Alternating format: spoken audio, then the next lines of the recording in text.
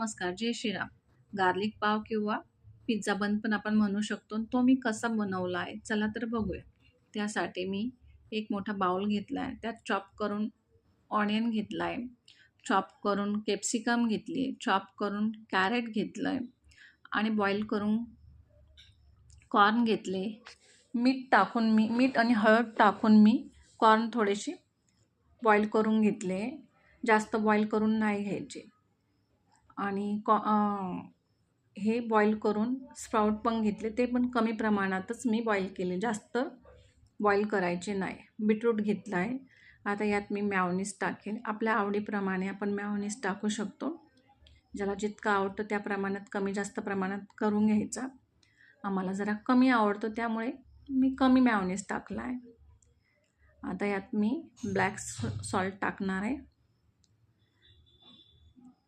Pizza sauce पण टाकणार आहे. पिझ्झा सॉस पण आपल्याला जसं स्पायसी हवं त्या प्रमाणात आपण पिझ्झा सॉस पण टाकू शकतो. आता यावर मिक्स हर्ब टाकले आणि ते पण छान मिक्स करून घेणार आणि लादी पाव घेऊन तो मध्ये छान कापून घ्यायचा आणि त्यावर बटर आणि गार्लिकचं ग्रेसिंग छान तयार करून त्यावर ग्रीस करायचं. गार्लिक हा मी चॉप करून नाही घेतलेला, तो मिक्सरमध्ये फिरवून घेतलेला आहे. तो गार्लिक जरा जास्त प्रमाणात घ्यायचा. बटर गार्लिक टेस्टी लागतो. यावर आपण बटर गार्लिक घेतली त्यामुळं बटर गार्लिक पाव पण म्हणू शकतो आणि यावर पिझ्झा सॉस मी टाकला आहे म्हणून याला पिझ्झा बन पण म्हणू शकतो.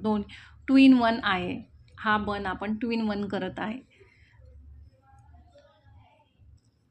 आता आपण ते तयार केलेलं मिश्रण आता यावर भरून घेणार आणि त्यावर छान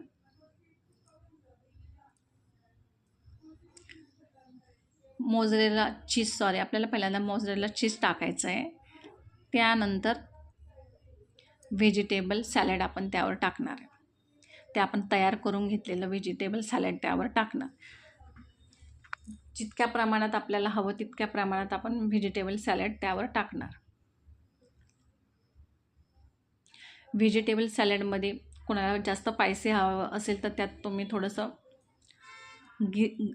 चिली फ्लेक्स पण टाकू शकतो किंवा ग्रीन चिली असते तिचा पण आपण कापून टाकू शकतो, पण गरज पडत नाही कारण की ऑलरेडी यामध्ये पिझ्झा सॉस असल्यामुळे जास्तीचं तिखट टाकण्याची गरज पडत नाही. आता मोझरेला चीज छान भरून घेऊया. यावर छान जास्तीचं टाकायचं. मोझरेला चीज हे जास्त प्रमाणात टाकल्याने टेस्ट पण लागते.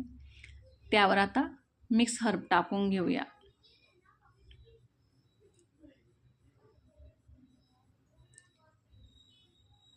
आता हे पाव बंद करून घेऊया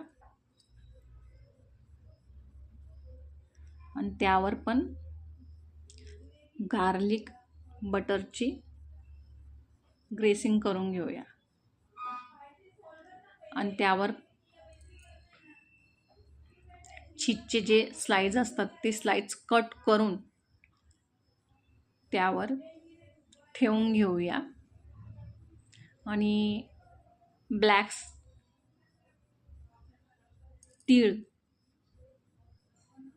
त्यावर टाकून घेऊया. आणि मी आज कढईमध्ये करणार आहे. कढई मी ऑलरेडी 10 मिनटासाठी प्रीहीट करण्यासाठी ठेवली आहे फुल गॅसवर आणि त्यामध्ये आपण हा गार्लिक पाव तयार करणार आहे आणि तो 15 मिनटासाठी आपण त्यावर ठेवणार. जर तुम्हाला माझा हा